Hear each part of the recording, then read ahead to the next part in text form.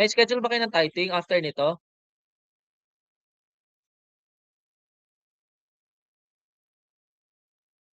Okay, meron. So, ang gagawin na lang natin,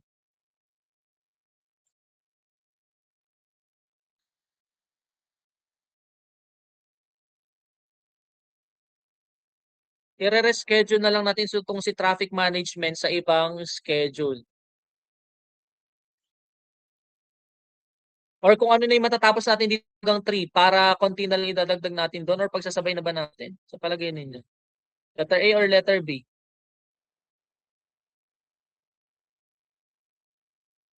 Tapusin na natin ngayon, letter A yun, heart yun. Tapusin na natin yun, heart. Ire-reschedule natin.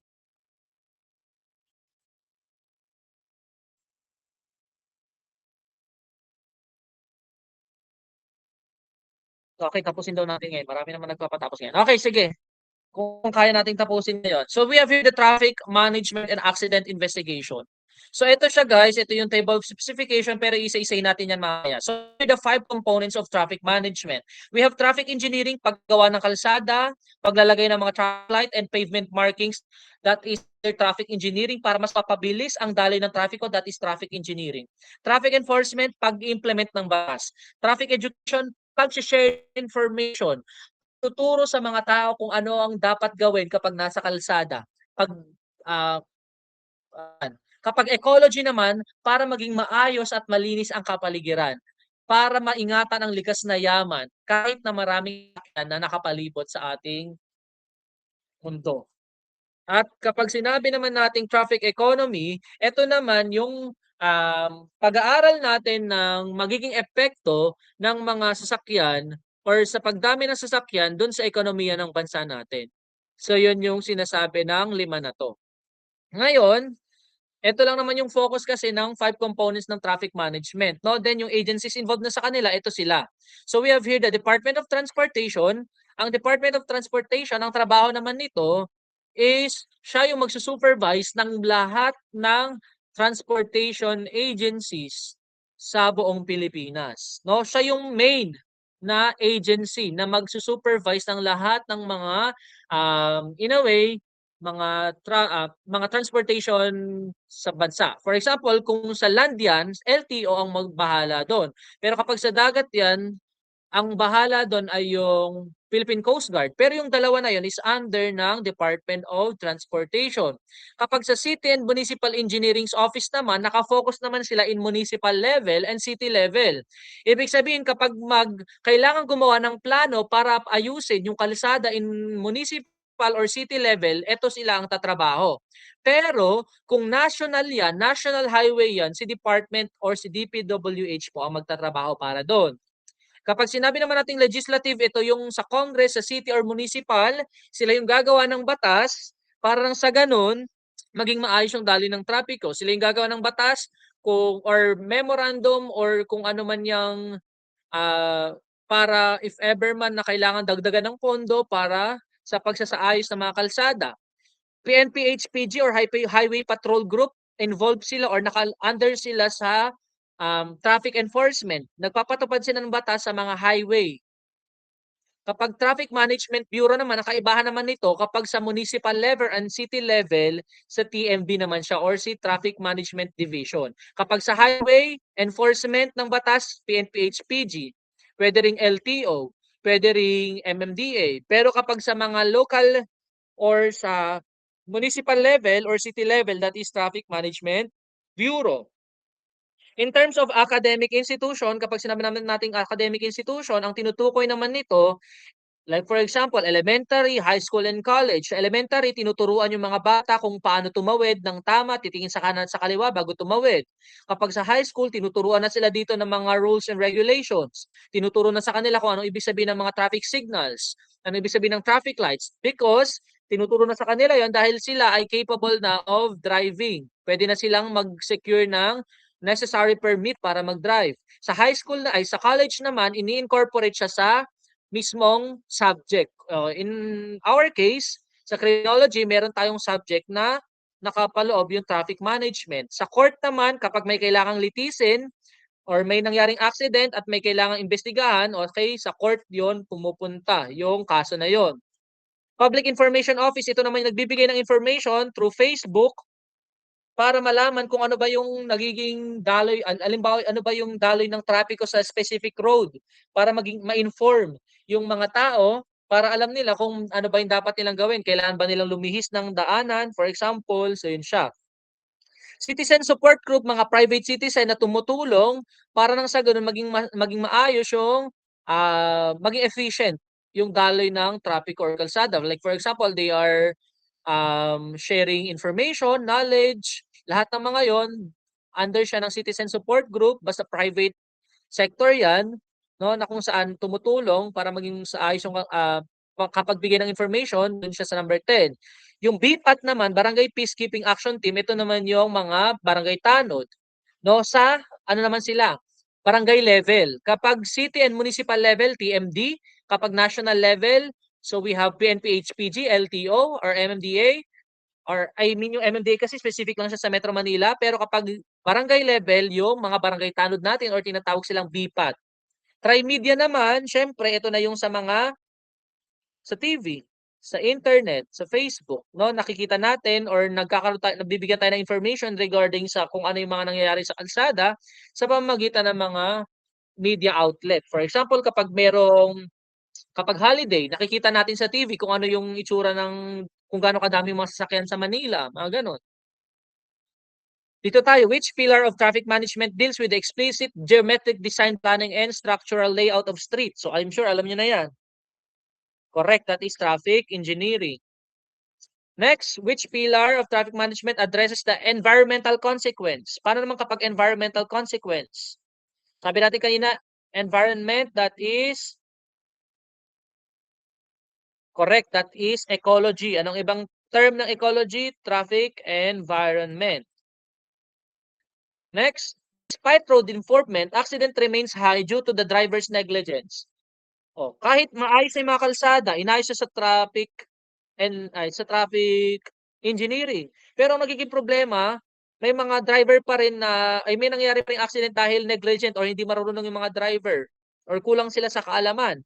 Anong makakatulong doon? Of course, traffic education by training and by giving them information regarding the rules and regulations and kung paano pa maging responsible driver, mas mata-target natin yung problemang negligence. Which of the following is primary concerned with the detection and remedy of accident? Detection and remedy of accident and congestion hazard. Sa palagay ninyo, inaalam, dinedetect natin kung ano yung mga nangyaring accident at gagawa ng plano para masolusyonan yon, para maiwasan natin. That is enforcement ba? Engineering, ecology, and education. So may hati, merong enforcement. Kapag enforcement, implementing laws. Kapag engineering sa kalsada, magiging efficient na kalsada para maging maayos. Correct. That is traffic engineering, no? Kaya nga 'di ba sa mga accident sa kalsada, para dun sa mga hazard, kaya nga 'di ba yung sa mga hazard naglalagay tayo ng mga warning signs para ma-inform yung mga tao na may hazard ahead of them. So that is under the traffic engineering. Which administrative body was specifically created under the Executive Order number 202 to regulate public utility vehicle, overseas transport, and franchises? That is yung nagbibigay ng prangkisa sa mga bus company, yung nagbibigay ng mga fare, yung nagsasabi at tumaas na ang presyo ay tumaas na ang pamasahe. Correct, that is letter C. Land Transportation Franchising and Regulatory Board. At the city and municipal level, nabanggit ko to sa inyo kanina, kapag municipal level enforcement, traffic enforcement, saan siya papasok?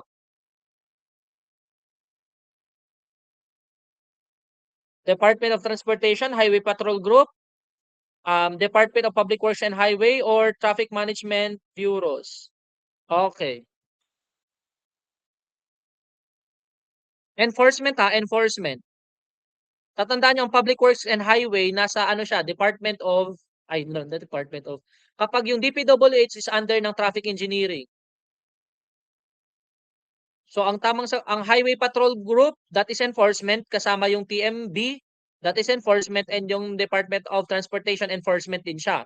Sa tatlo na yan, alin ang tama? City and municipal level, binanggit ko to kanina, correct. That is Traffic Management Bureau. Kapag Highway Patrol Group, sa PNP yan, Highway Patrol Group, so doon sila sa National Road din sila. Kasama nila doon yung mga um, HPG and yung LTO. So we have here the major causes of traffic and congestion. Unang-unang physical inadequacy, inadequate, kulang ng kalsada, kulang ng mga traffic signs and signals, kulang ng mga halimbawa makikipot yung tulay, mga ganyan, though that is physical inadequacy. Poor control measures, kapag sinabi natin poor control measures, halimbawa, yung tawag dito, yung mga traffic signals and traffic lights natin sira, o kaya naman yung mismong police officer hindi marunong sa pag-control ng daloy ng trapiko. Human errors naman, yung behavior ng drivers, minsan mabilis sila mag-drive. Kapag poor maintenance, ibig sabihin yung mga kalsada hindi inaayos, sira-sira na yung kalsada, bako-bako na yung kalsada, wala lang pakialam. So, yun yung mga reasons kung bakit meron tayo or nagko-cause ng mga traffic congestion. Ito yung mga specific traffic problems na pwede natin ma-encounter. Kapag traffic build-up, kapag sinabi natin traffic build-up, ito yung gradual or yung biglaang pagdami ng sasakyan sa specific na kalsada. For example, mapapansin natin kapag alas 5 ng madaling araw, wala pa namang gaanong sasakyan dyan sa highway or dyan sa crossing.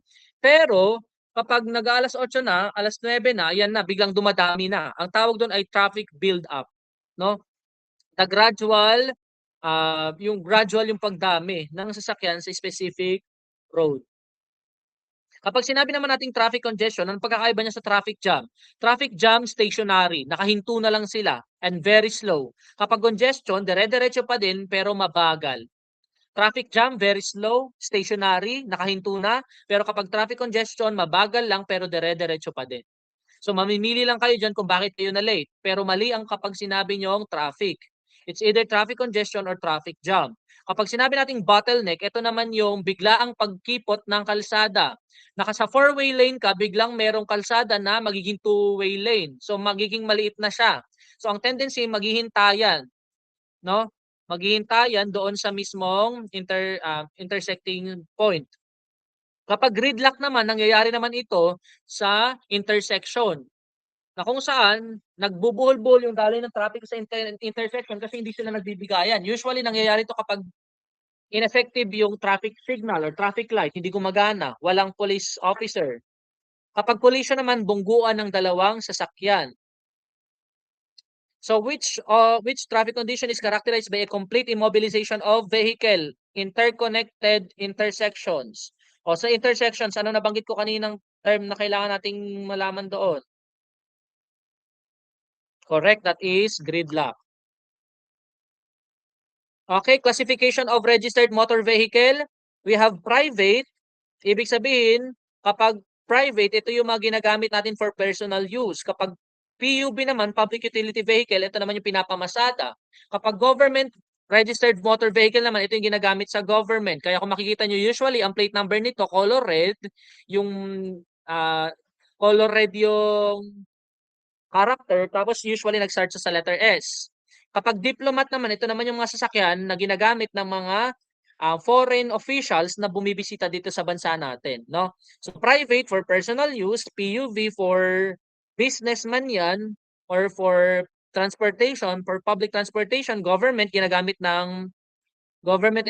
naman to ng government officials. For example, yung mga police car, o kaya yung mga registered government, tawag dun yung mga ambulance. Pero usually kasi yung ambulance, hindi nila nilalagay na color red eh. Pero ang may nakalagay na sticker sa kanila for government purposes only, parang ganun. For government use only, mga ganun. Okay, the schedule of motor vehicle registration in the Philippines is primarily based on which part of the plate number? The first letter, the middle digit, the last digit, or the color of the plate number? Siyempre, that is sa last digit of the plate number. So, ito siya. So, dito, kapag sa last digit, yung month, yung middle or second to the last, dito naman yung uh, weeks ng deadline. So, every year, annual guys na kailangan natin magpa-register ng sasakyan natin. So, for example dito, CCA 1783, yung 3, saan siya papasok? March. Ngayon, kung March siya, yung second to the last, yung 8, saan papasok yung 8? So, dito siya sa 7 and 8. So, ibig sabihin, third week siya ng March. So, kailangan mag-renew ka ng registration ng sasakyan mo 15 to 21 ng March. Ibig sabihin, third week ng March. Next, dito tayo, 37. Yung 7 yung last digit number. Ibig sabihin, yun yung month. 7 is July. Yung number 3 naman, dito siya papasok, first week of July. Wait lang, may sulat ko nga. First week, second, third, and fourth. Magkasama to. Yan. Dito, 8. So, that is August. At yung 0 ay dito siya. So, fourth week of August. Dito naman, 3, 4. Yung 4 ay month. That is month of April. At yung 3 ay dito sa first week. Ito siya. So, ibig sabihin, first week of April. Dito tayo sa last, 1730. Yung 0 ay October. At yung 7, second to the last, dito tayo sa weeks kung kailan. Yung 3 ay sa dito. First week of October. Naintindihan ba? Malinaw ba? Okay. O, try natin. A motorcycle plate is GHJ 321. Kailan siya i-register? Yung 1 ay para sa January at yung 2, doon siya sa first week ng January. So, ibig sabihin, that's letter A, correct. So, tama naman. So, malaking chance na masasagot niyo na may mga tanong sa exam. Which license should a person obtain if they are being paid? Oh, they are being paid, guys, to drive a private delivery truck. Ano ang kailangan na license na hawak mo? Non-professional, correct. That is professional driver's license. Okay, dito tayo sa type of licenses. So we have here the international driver's license. International driver's license, ito po ay ginagamit ng mga bona fide international tourist or mga tourist dito, mga foreigner na bumibisita sa Pilipinas. Pero ang validity lang nito ay 90 days. After niyan, kailangan na nila mag-secure ng necessary permit. And kailangan dala-dala nila yung permit nila sa kung nasang bansa sila kasama yung international driver's license. Military driver's license, ito naman yung mga driver's license sa mga sundalo kung sila ay driver ng mga military, mga military truck o kaya naman vehicle o kaya naman mga government vehicle. Pero naka-specify doon na government use only. So hindi niya pwedeng gamitin yung military driver's license niya kapag magro-road trip siya sa Baguio. No, hindi pwede 'yon. And pag professional driver's license naman, ito naman yung ginagamit natin kapag gagamit tayo, kapag driver tayo ng bus, public utility vehicle, so yun sila usually. We are being rent to drive a specific vehicle, that is professional driver's license. Non-professional driver's license, kapag mga private vehicle, pwede natin gamitin yan. Student driver's license or permit, pwede tayo mag-drive considering na meron tayong kasama license holder ng professional or non-professional driver's license. Ang student permit ay valid ng 1 year. Ang non-professional and professional driver's license ay 5 years. Pero may bago tayong batas. Kapag wala kang violation, magiging 10 years siya. International driver's license, 90 days ang validity niya. Traffic sign. So we have here regulatory, we have warning sign, and we have informative sign. Regulatory sign, ibig sabihin kapag hindi sinunod, huhulihin ka at titiketan ka. Regulatory signs, ang symbol niya ay circle.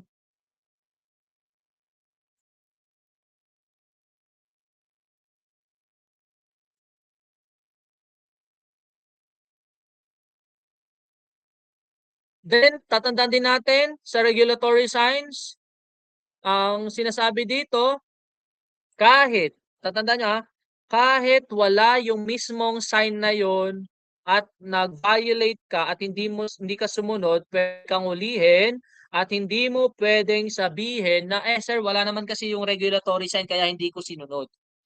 Enforceable siya even without the regulatory sign. Circle yan. Kapag exemption sa regulatory sign ay si yield, tapos si stop sign. Si warning sign naman, tatandaan nyo, equilateral triangle. Equilateral. Tatandaan nyo yung word na equilateral ha. Ibig sabihin, same sides same yung measurements na bawat sides ng triangle. Informative sign naman, equilateral. Pero hindi equilateral yung drawing ko na yan ha. Rectangle naman siya. Informative or guide sign. Kapag color blue ang isang rectangle na sign, informative yon. Kapag color green naman siya, ang color green naman ay mga route marker. Ibig sabihin, tinuturo niya kung saan yung location at kung gaano na lang kalayo yung lugar na kailangan mong puntahan. So, sino dito yung kapag hindi mo sinunod, titiketan ka, that is regulatory sign. Kapag yung warning sign ay hindi mo sinunod, pwede kang maaksidente. Ang informative sign, kapag hindi mo sinunod yan, maliligaw ka, hindi ka titiketan. So, ang titiketan ka lang dito ay yung regulatory sign. Which type of traffic sign is characterized by an equilateral triangular shape? Ano sagot natin dito? Letter C, correct. That is for warning sign. Which traffic sign imposes legal obligation and are enforceable even without their presence? Enforceable siya at may legal obligation kapag hindi mo siya sinunod. That is, like ang sinasagot nyo, correct, is in regulatory sign.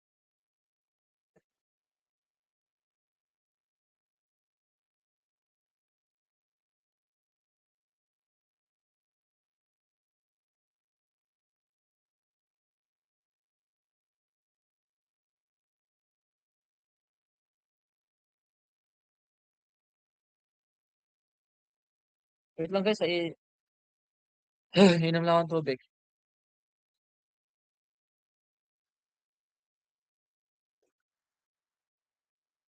Okay, next. Traffic signal or lights. So kapag traffic signal or lights, guys, I'm sure alam nyo na ito, no? Yung color green, ibig sabihin nun go. Yung color red, that is for stop. And yung amber color, ibig sabihin caution.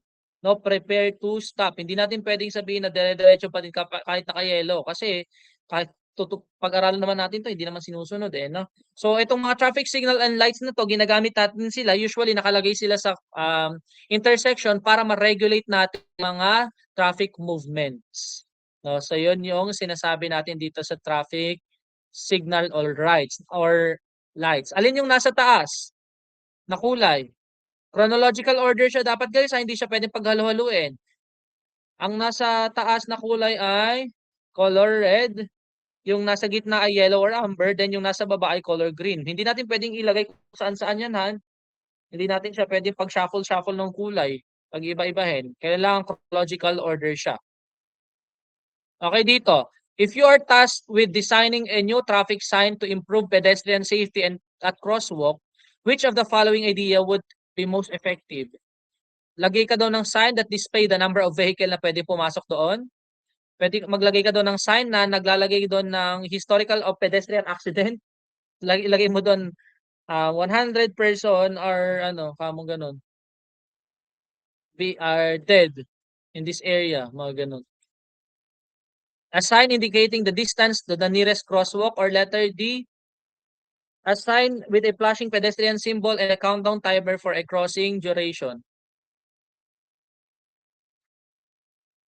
Anong pwede natin gawin? Sabi dito, if you are tasked with designing a new traffic sign to improve pedestrian safety or crosswalk, which of the following ideas would be most effective?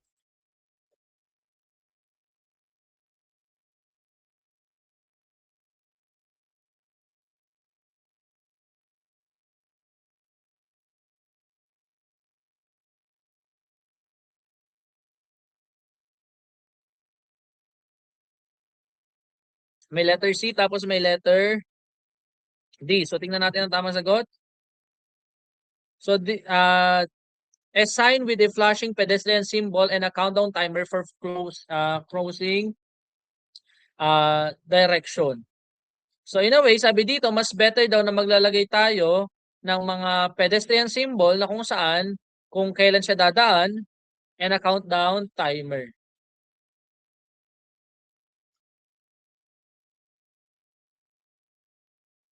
Pavement markings. Ito yung mga line na nakikita natin sa mga kalsada. Yung mismong kalsada guys, hindi siya yung mga naka-mount katulad ng mga traffic signs. Pavement center line, ito yung nakikita natin sa gitna ng kalsada na yellow o kaya naman white. Minsan dotted line siya, minsan naman ay solid line siya. Kapag curb markings, ito naman yung markings na nakikita natin sa gilid na color black and color white siya usually para ma-inform tayo na merong curb doon sa gilid ng kalsada. Kapag object markings, ito naman yung nilalagay na kulay sa poste. Halimbawa, merong poste ng solar lights. Diba meron yung semento na pa-box bago yung nakatusok na tubo na nakatubo na bakal. Nilalagyan 'di ba nila ng color yung na yellow and black yung mismong semento na pinagmamount no ano, that is object markings. Reflectorized marking cuts ay ang ibang tawag natin dito. Ito yung nakikita natin kapag gabi na. Umiilaw sila. Kasi minsan nga naman yung mga pavement center line, kapag gabi, hindi na natin siya usually visible. So, reflectorized marking, meron yun yung umiilaw para at least maging aware tayo kung nasaan yung gitna ng kalsada. A driver encounter a broken white line separating lanes moving in the same direction. What action is most appropriate? O kapag broken white lines, change lane when it is safe and necessary. Avoid change lane under all circumstances. Stop the vehicle before changing lane. Hinto mo daw muna yung sasakyan mo bago ka mag-change ng lane or overtake only at a designated intersection. Of course, kapag broken white line, pwede po tayo dyan overtake or mag-change ng lanes. Okay, dito tayo sa mga specific na mga white or mga pavement markings. We have here the single white dotted line. Kapag single white dotted line, I'm sure aware na kayo dyan, two-lane road yan. Kapag two-lane road yan, ibig sabihin lang yan, siya yung naghahati sa oncoming traffic or sa separate traffic at pwede po tayo dyan mag-overtake. Parang yung sinabi natin kanina. But, pwede tayo mag-overtake considering na clear yung oncoming traffic. Ibig sabihin, wala namang sasakyan. So, walang danger. Pangalawa, single white continuous line in a two-way traffic. So, dito naman, two-way traffic pa din, tsaka yung gitna nandito, no? Ba't gawing-gawing? So, yung direction dito, tapos dito. So, ito, kaya meron siyang gitna para ma-separate natin yung different opposite direction ng traffic. Then, sa single white continuous line or two traffic way, pwede naman tayong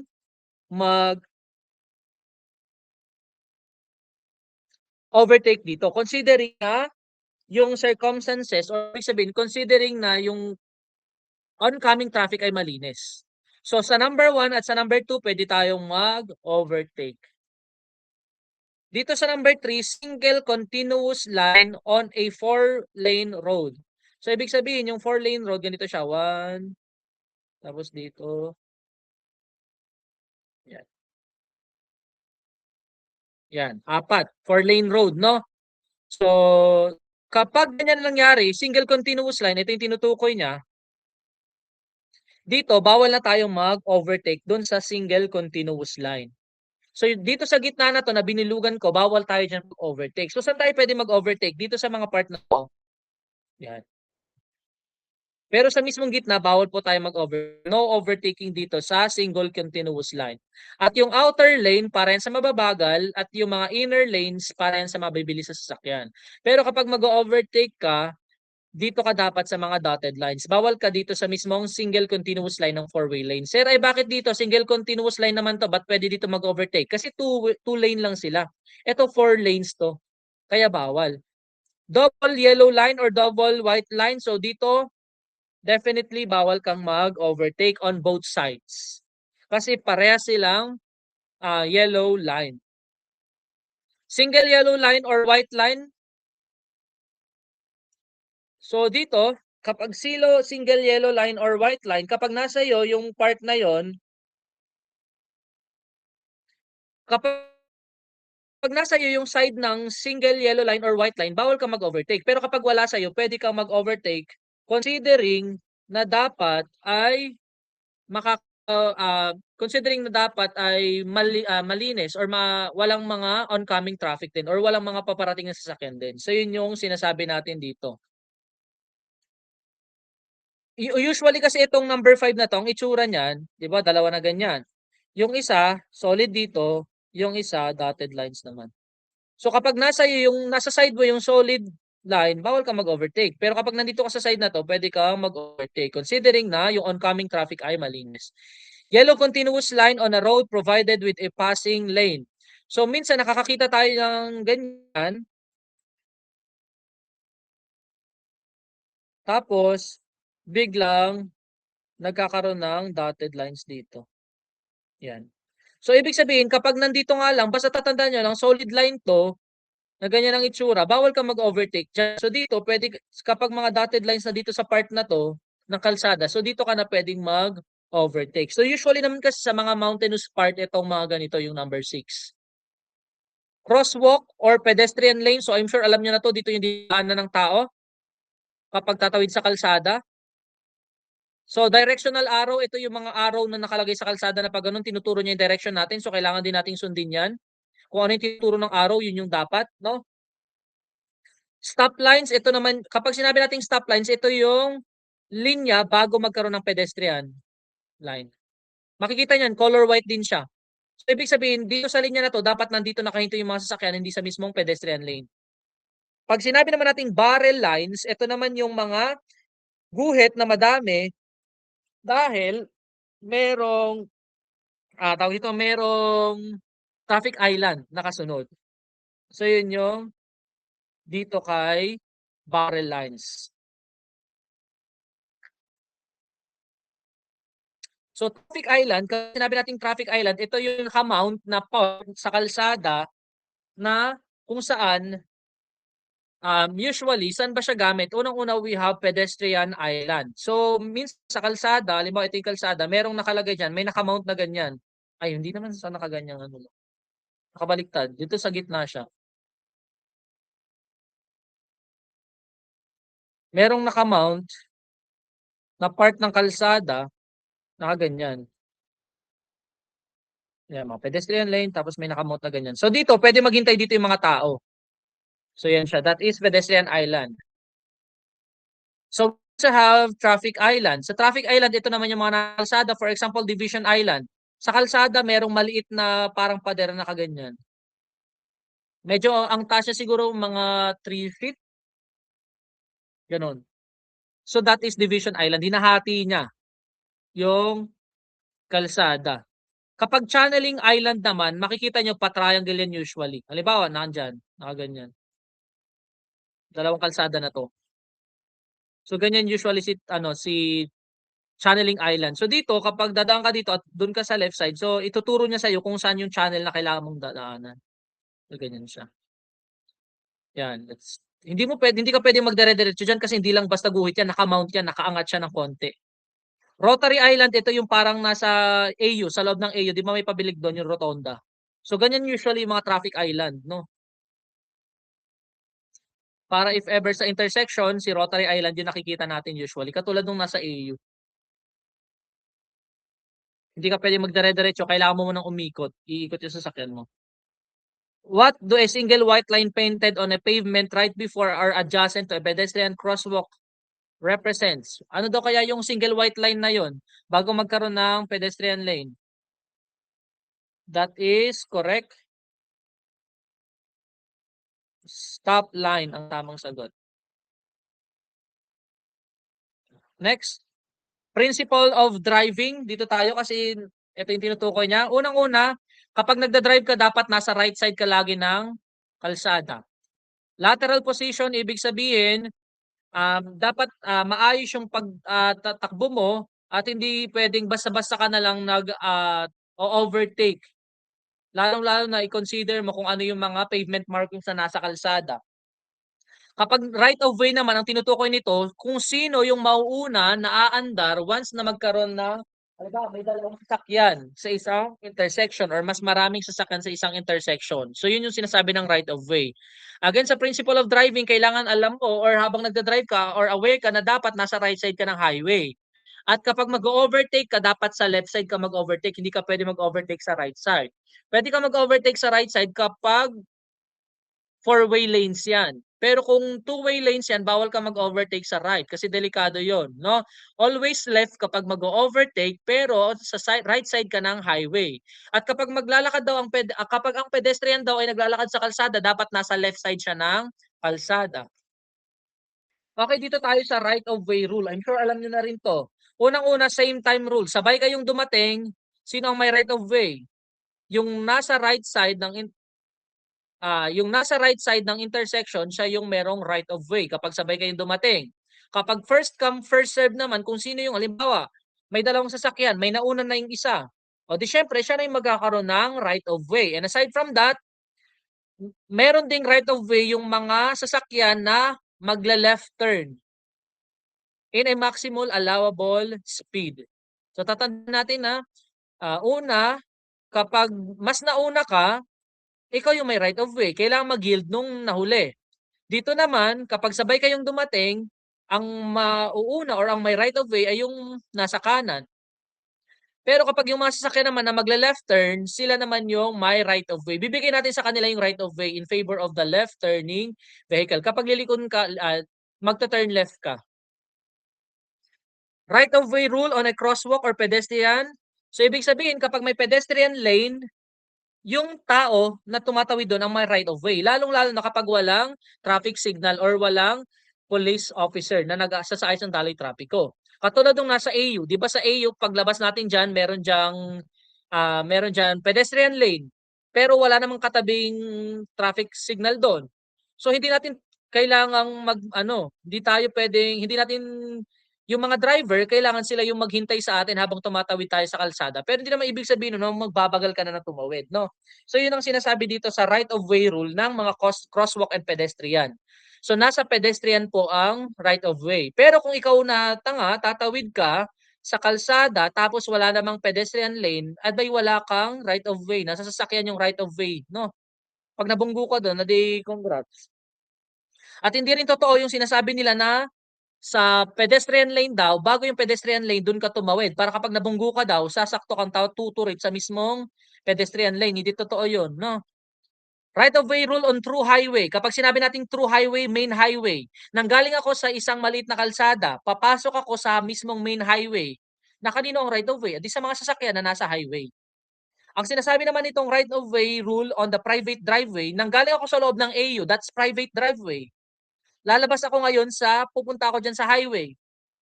So ako yung mag-yield at hahantayin kong maubos muna hahantayin kong maging clear muna yung kalsada dahil nasa mga sasakyan na nasa highway yung right of way kasi nasa private driveway ako galing. Kailan mawawala yung right of way ng mga ito? Kapag overspeeding. Halimbawa, dito sa same time rule, sabay nga kayong dumating pero yung isa kasi nag-overspeeding kaya kayo sabay dumating. So matatanggalan siya ng karapatan kahit nasa right side siya nasa right side siya. Dito sa first come first serve, kaya siya yung mas nauna kasi binirisan niya yung pagdadrive. Mawawalan siya ng right of way. O ito, under the RA 4136, if two vehicle arrive at an uncontrolled intersection at the same time, sino mauna? Ano sagot?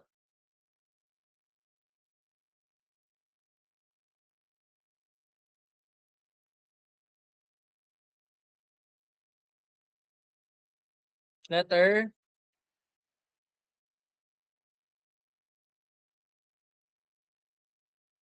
Ano sagot nyo? Sabi dito, which driver must yield pala? Must yield. So siningin to, malamang yung driver on the left. Kasi ang nasa right of way ay yung nasa right. You are approaching a pedestrian crossing without traffic signal o walang traffic signal. May traffic signal man pero sira. Okay, ano sabi dito? You must step onto a crosswalk according to what is your duty as a driver. You must slow down. You must stop at a given pedestrian and give the pedestrian right of way, or letter C, you should honk or magbusina ka daw. So syempre, ibigay natin yung right of way sa mga pedestrian. Ganun din guys ha, kahit may traffic signal pala, hindi ko nabanggit kanina. Kahit may traffic signal pero sira naman yung traffic signal, paano masasabing sira? Walang ilaw. Kasi baka mamaya sabihin nyo, sir, nagbibili yelo, sira yun. Hindi siya sira. Gumagana siya, no? Masasabi mong sira ang isang traffic signal kapag hindi siya umiilaw.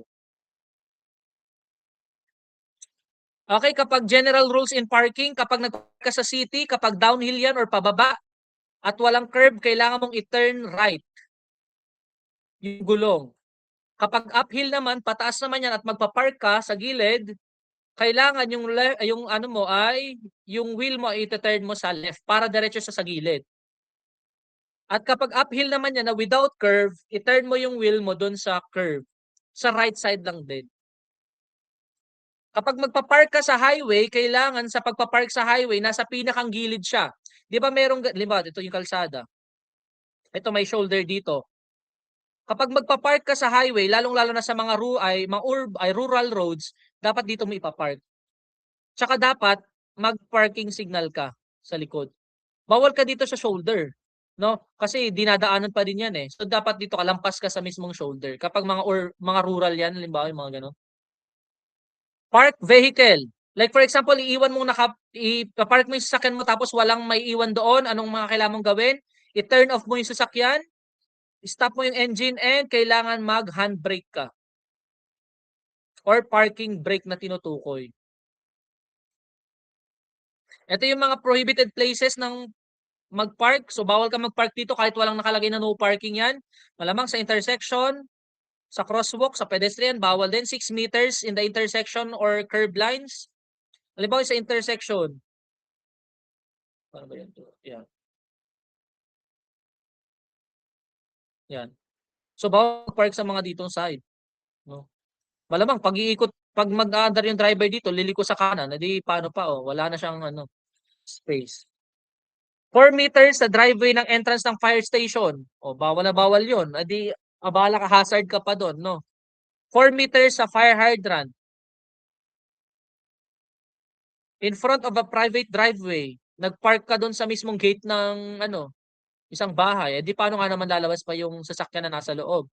On the roadside of any stop or park, curve, or at the edge of the highway. Halimbawa, ibig sabihin lang yan double parking. May nakapark na dito, nagpark ka pa dito, abay wala na, nag-double parking na yon, no? So bawal yon. At any places where the official sign, halimbawa, lahat ng mga place na may nakalagay, no parking, so bawal doon. Kahit hindi nabanggit sa 127 na to. Okay, RA 10586, ito yung sa driving under the influence of alcohol or drugs, Anti-Drunk and Driving Act. So sabi dito, bawal na bawal po tayo mag-drive ng under the influence of alcohol at dangerous drugs.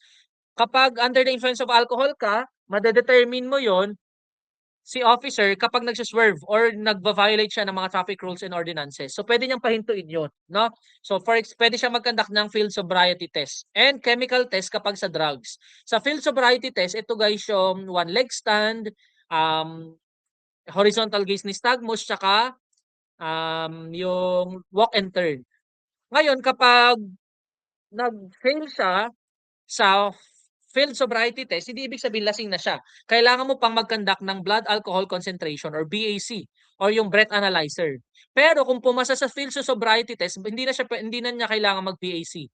Pero hindi mo siya hayaan lang kasi meron pa rin siyang binayolate na traffic rules and ordinances. Doon mo siya titiketan sa traffic rules and ordinances, hindi sa driving under the influence of alcohol. Kasi naipasa niya naman yung field sobriety test.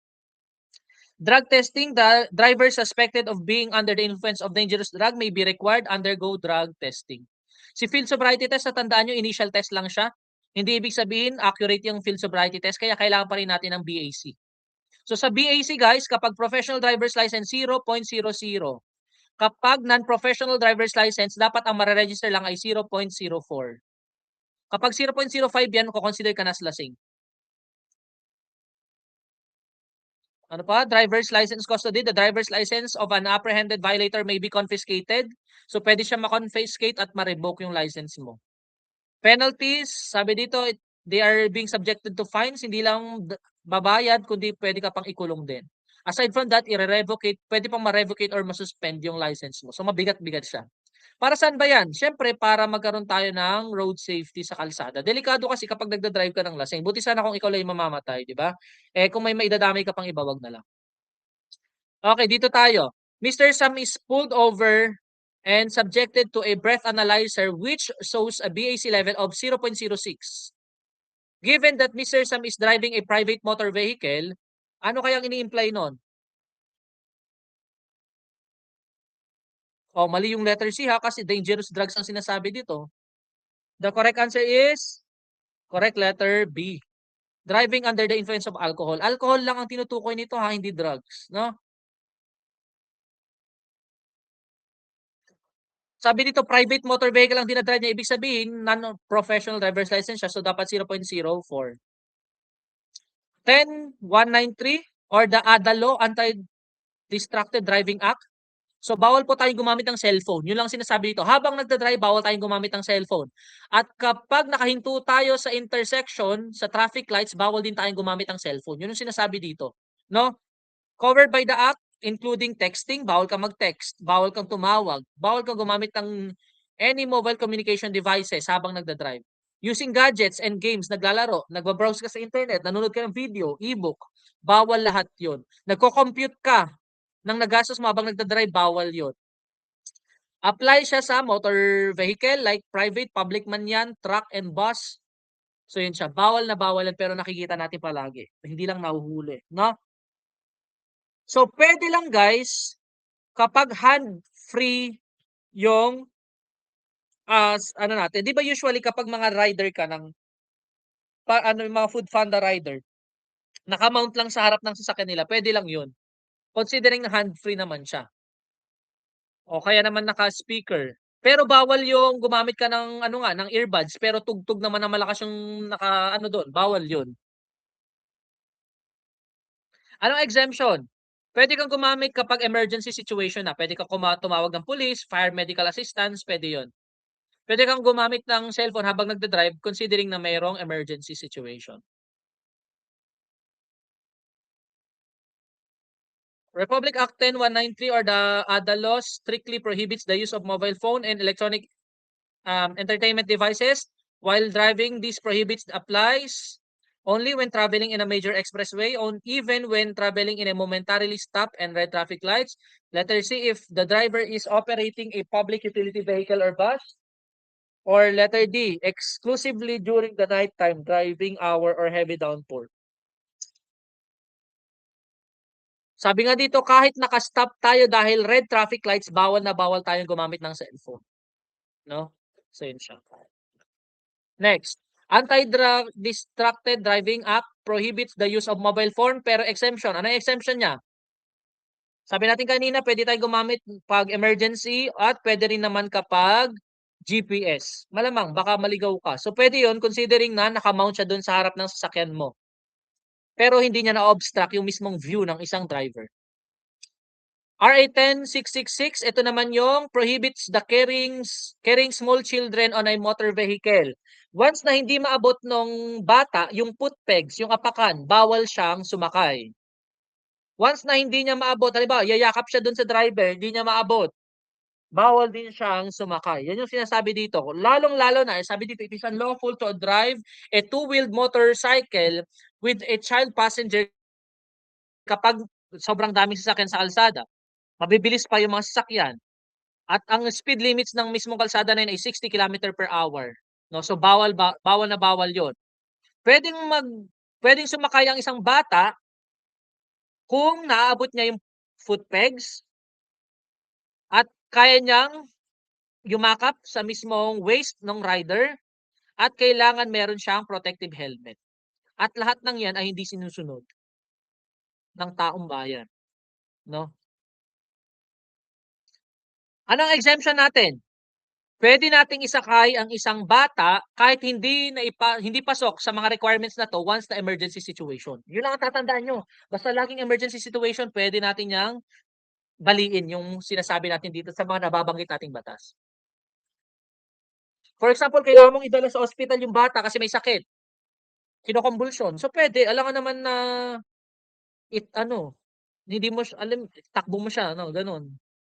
Eh, motor nga lang ang sasakyan ninyo, eh, di paano gagawin mo, di ba? Alangan naman, eh, sa kabayo kayo sumakay. Mr. X child requires immediate medical attention and Mr. X need to transport on his motorcycle. How does Children's Safety on Motorcycle Act of Kailangan niya ba munang kumuha ng permission? Kailangan niyang sumunod sa safety requirements? Act applies but if Mr. X can ensure the motorcycle equipped with medical supplies? Or letter D, the act does not apply the medical situation where immediate medical attention is needed. So of course, that's letter D ang tamang sagot, no? Hindi mai-apply sa kanila yung batas kasi emergency situation na yung pinag-uusapan natin. Okay, traffic accident terms. Malapit na tayo matapos. Konting-konti na lang. So kapag sinabi natin accident, ito yung collision ng dalawang sasakyan sa kalsada nagko-cause ng damage to property, injury, tapos death. Debris, ito yung mga piraso ng sasakyan na naiwan after ng collision. Skid marks, ito yung bakas ng gulong sa kalsada. Kasi nagpreno ka, so nakalock yung gulong, hindi siya nagro-rotate, then gagasgas yan sa kalsada, kukulay siya. Traffic unit, any road users. Kung pedestrian man siya, consider siya as traffic unit. Nagda-drive ka ng motor, traffic unit ka. Nagda-drive ka ng sasakyan, traffic unit ka. Naglalakad ka sa gilid ng sasakyan, traffic unit ka. Hazard, any object na pwedeng mag-cause ng accidents, a hazard. So, ibig sabihin, yung traffic unit, pwede rin siyang maging hazard. Key events. Ito naman, kapag sinabi natin key event, ito naman yung mga specific na nangyari sa isang accident na di-discuss natin mamaya ng mga example ng key event. Perception of time. Minsan, nade-delay yung perception natin. Nakita na natin yung hazard pero hindi tayo nakakapag-react agad. Nakakapag-react na tayo kapag nabunggo na tayo. So, ganun siya. Nalulutang tayo in a way. Encroachment naman, kapag sinabi nating encroachment, ito naman yung nangaagaw tayo ng area na hindi dapat sa atin. Halimbawa, ayan. Ay, ang pangit naman ng kalsada na 'to. Halimbawa, nandito ka dapat kasi dito yung way mo. Ang ginawa mo, dito ka umandar kasi mas malinis dito. Encroachment ang tawag do'n. Dito ka umandar, dito ka nagdire-diretso kasi congested dito. Yung ginagawa ng mga tricycle driver, 'pag meron silang sakay, encroachment ang tawag doon. Kasi dito na sila dumadaan sa hindi naman dapat sa kanilang way. Leaving the roadway. Tatandaan niyo lang, leaving the roadway, isang gulong mo, wala na sa kalsada. Lumampas na sa kalsada yung isang gulong mo or dalawang gulong mo. Pero yung buong sasakyan mo, diretso na sa bangin, yung sasakyan mo, dumiretso na sa kanal, leaving the road na yon. Leaving roadway, isang gulong pa lang or dalawang gulong pa lang ang nakakaalis sa kalsada. Buong sasakyan mo, wala na sa kalsada, leaving the road na yon. What term describe an incident on a road that isolates the mode of existence of a traffic accident such as running off-road and non-collision or collision? Ito daw yung nagiging specific na. Yung isang incident or yung isang accident, nagiging specific na siya in running off-road or non-collision. Anong sagot dito? Hazard unit ba siya? Key event? Last clear chance o debris point? So that is key event. Ito yung tinutukoy natin kanina, nagiging specific na siya. Isa-isahin natin yung mga chain of events on a vehicular accident. Unang-una, perception of hazard. Ganito daw nangyayari guys ang isang aksidente. Unang-una, makikita mo kung ano yung isang hazard. For example, nagde-drive ka, malakas yung ulan. Di ba minsan inisip na natin, ako, delikado, kailangan ko magmabaga kasi baka maaksidente ako. That is perception of hazard. Nape-perceive mo na pwede kang maaksidente. Pangalawa, kapag point of possible perception, eto na yung time na kung saan alam mo nang maaksidente ka na. Halimbawa, nagde-drive ka, malakas yung ulan, inisip mo, naku, maaksidente ako dito kaya kailangan ko mag-ingat. Pero habang nagde-drive ka, biglang hindi mo nakita, may hazard pala kasi merong isang sasakyan na walang ilaw. So mabubunggo mo na siya. That is point of possible perception.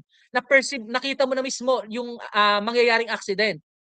After nun, pag nakita na mismo yung mangyayaring accident, anong gagawin mo? Gagawa ka na ng evasive action. Ito na yung action na gagawin mo para maiwasan yung accident. Ano yung usual? Magpepreno ka o kaya naman liliko ka sa kaliwa. Ang problema natin dito sa number 3, yung start of evasive action, kapag hindi natin nakokontrol yung emotion natin. Pag umapak tayo minsan, hindi pala braking na apakan natin kundi gas. So dedire-diretso siya. Liliko tayo sa kanan, hindi natin naisip na pag sa kanan pala tayo lumiko, meron pala dong bata at may nabunggo na tayo. So that's start of evasive action. Pangalawa, point of no escape. Ito na yung point na kung saan tatanggapin mo na lang na ma-aksidente ka kasi wala ka na magagawa. That is point of no escape. Halimbawa, pagliko mo sa kanan, nakita mo may sasakyan din sa kanan, so wala ka na magagawa. Initial contact, yung unang pagdikit ng sasakyan ninyong dalawa. Maximum engagement, ito na yung mismong impact. Maximum impact ng dalawa na sasakyan na nagbungguan. Disengagement, after nang magkaroon ng maximum impact, maghihiwalay yan. That is disengagement. After nila maghiwalay, hihinto yung sasakyan natin. Malamang, syempre, kailangan magdire-diretso yan. Then kung ano yung naging itsura ng mismong scene, that is your final position. Kung nasa kalsada ka na ba at yung sasakyan mo nasa gilid na ng kalsada, nakataob na, that is the final position.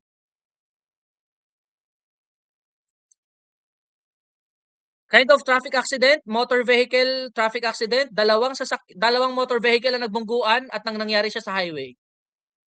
Motor vehicle ng traffic accident, dalawang motor vehicle ang nagbungguan pero nangyari siya sa private driveway. Non-motor vehicle traffic accident, hindi motor vehicle yung nagbungguan pero nangyari siya sa highway. Example, dalawang kotse ang nagbungguan sa highway, siya yung number 1. Motor vehicle, motor tapos kotse nagbungguan sa parking area. Non-traffic accident yun. Kasi wala sila sa highway. Non-motor vehicle, yung bike nabunggo niya yung pedestrian, pero sa highway nangyari, that's number 3. So, ganun siya. Accident according to key events, ito yung sinasabi natin kanina, running off-road or off the road. Ito yung sasakyan, ito yung kalsada. Yung sasakyan mo napunta na dito sa kanal, off the road. Non-collision on the road. Yung sasakyan mo naman, nag-swerve lang, gumewang-gewang lang pero walang nabunggo. That's non-collision. Kapag collision on the road naman, nagkaroon ng bungguan. Una, pedestrian. Yung sasakyan may nabunggong tao. Yung sasakyan may nabunggong another motor vehicle. Okay naman yung sasakyan may nabunggong nakapark na vehicle. Yung sasakyan nabunggo ng train, niya yung train.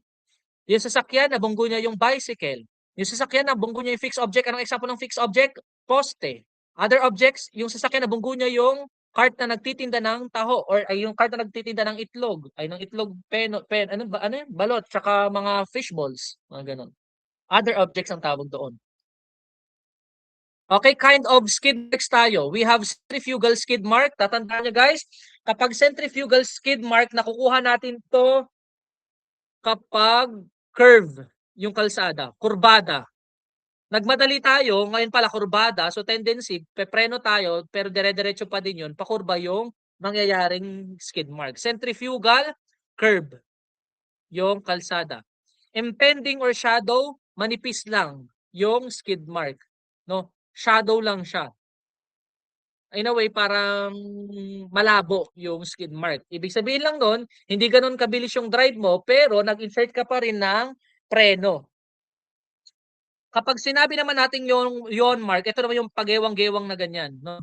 Dahil pagewang-gewang yung sasakyan mo, kasi gumigewang-gewang yung gulong. Kasi mabilis ka, tapos bigla kang pumireno, tapos na-turn mo siguro yung manubela, kaya gumigewang-gewang siya. Kapag sinabi naman natin skip mark, sobrang bilis mo, tapos bigla ka nagpreno, nag-bounce yung sasakyan ng ilang beses. So tendency, nagpreno ka dito nag-bounce siya, nagkaroon ng mga marks pero paputol-putol. At ang kagandahan dito, yung marks or yung mga interval ay pare-pares ng distance. Side skid mark or scuff mark, ito naman yung nagdi-drift yung sasakyan pero nasa straight line pa din. Nasa straight na kalsada, nag-drift ka dyan, side mark or scuff mark. Dito sa centrifugal kasi, nag-drift yung sasakyan kasi pa-curve yung kalsada. Yun yung pagkakaiba ni scuff mark and ni centrifugal skid mark. Kapag sinabi naman nating gap mark, anong pagkakaiba niya kay skip mark? Ito nag-bounce yung sasakyan. Kay gap mark naman, nagpreno ka kasi. Kaya magkaroon din ng mga interval pero magkakaiba sila ng distance. Dito mahaba, dito maiksi kasi dito nagpreno ka na tinanggal ay ni-release mo yung preno, natagalan, nagpreno ka uli, ni-release mo yung preno, mas mabilis mong binalik yung preno. So magkakaiba yung distance ng bawat marks. That's gap skid mark. Ito, when analyzing skid marks to determine approximate vehicle speed prior to the collision, what do the positive or unquestioned parts of a skid mark? Paano natin masasabing itong skid mark na to ay positive to? Ibig sabihin nangyari talaga to dahil sa nangyaring aksidente. Faint tire, shadow, ibig sabihin malabo daw dapat, malabo yung malabo. Letter B naman, a transient stream evaporates within 72 hours. So mabilis mabura yung mark. Or letter C, distinct smear. Ibig sabihin sobrang distinct yung black smear, sobrang kapal niya na nakikita mo siya at a distance of 50 feet. Kahit malayo ka pa lang, nakikita mo na. Or random series of deep cracks sa kalsada. That is, correct kayo, that is letter C. So kahit 50 meters, nakikita na natin, ibig sabihin, ito talaga yung marks na nangyari dahil sa aksidente. Okay, which type of tire marks indicates the tire were not free to rotate due to the strong braking? Ano sagot? Nako, iba na yung mga sagot Mayroong ayan. That's letter, correct kayo, that's letter B. Okay guys, sa scuff mark, nagpreno ka dito pero gumugulong pa rin yung, nagro-rotate pa rin yung gulong. Nagkaroon siya ng mark. Si skid mark kasi, nagpreno ka dito at na-fix or hindi na talaga nagro-rotate yung gulong. That is skid mark. Yun yung pagkakaiba ng scuff sa skid mark. Yung scuff mark, nagpreno ka pero nagro-rotate pa rin yung gulong, nagkakaroon siya ng bakat. Si skid mark, nagpreno ka, na-lock yung gulong, hindi na siya nagro-rotate pero magkakaroon pa rin yun ng bakat due to the acceleration or speed. Last clear chance principle. So ang sinasabi lang nitong last clear chance principle, sabi dito, even if both party were negligent, parehas kayong negligent driver. Dahil sobrang bilis yung mag-drive parehas. Ang titignan natin, yung tao daw na may last clear opportunity pa para ma-prevent yung harm at hindi niya ginawa yun, siya yung magkakaroon ng liability. That last clear chance principle. Essential element. Plaintiff was negligent and placed himself in danger. So sabi nga natin kanina, kahit yung dalawang nagda-drive ng motor, pares silang negligent, ang titingnan natin doon, sino yung tao na meron pang kakayahan na ma-prevent yung harm pero hindi niya ginawa, siya yung magiging liable. Pangalawa, defendant knew or should have known of a plaintiff's peril. So dapat alam niya, no? And letter number 3, the defendant had a clear opportunity to avoid the injury. So ibig sabihin, meron siyang opportunity para ma-avoid yung injury pero hindi niya ginawa. Tapos sa portion number 4, defendant failed to exercise reasonable care. Meron siyang opportunity na ma-avoid yung injury at hindi niya ginamit yung opportunity na yon para ma-prevent yung harm or yung accident. Siya yung sisisihin natin. So kawawa naman. Pareha silang negligent, pero kung sino yung meron pa sanang opportunity, kaya nga sabing last clear chance. Yun siya yung magiging liable. Kawawa naman. Ito naman, state of necessity principle. Halimbawa, nagda-drive ka, tapos nawala ng preno yung sasakyan mo, nakita mo kapag dinire-diretso mo yung sasakyan mo, may mabubunggo kang sasakyan na pwede mag-cause ng greatest injury. Tapos may nakita kang pinit mo yung bell sa kanan, bunggo kang tindahan. So state of necessity principle ang i-apply natin. Dahil sabi dito, an harmful act is considered justified. Maja-justify yung ginawa mo considering na it is done to save more valuable interest. That is state of necessity principle. Pero kailangan, ang essential elements nito, condition, kailangan may imminent danger. Hindi pwedeng wala namang imminent danger, niliko mo sa kanan kasi gusto mo lang, binuggo mo yung tindahan. Tapos sabi mo, state of necessity principle kasi hindi pwedeng ganun. The harm sought to be avoided is greater than the harm caused. Titignan din natin. Oo nga, hindi mo nga binunggo yung sasakyan, pero kapag liko mo naman sa kanan, binunggo mo yung tindahan, ngayon parang tatlo yung taong nandun, namatay pare-parehas. Ay di, lagot ka. Mas greater yung nangyari. That there are no practical or less harmful means. Wala ka ng ibang pwedeng practical means na pwedeng gawin para maiwasan yung accident. And of course, sabi dito, person does not provoke the emergency. Hindi mo naman kasi pinrovoke na talagang mangyayari talaga yung imminent danger na yun. Hindi ikaw yung reason ng imminent danger. So, ganun siya. So, yun, ma-justify yung act na ginawa mo at hindi ka criminal liable. So, hanggang dun lang tayo. So, sorry, medyo tayo ng sobrang habang oras. Pagpasensyahan nyo na.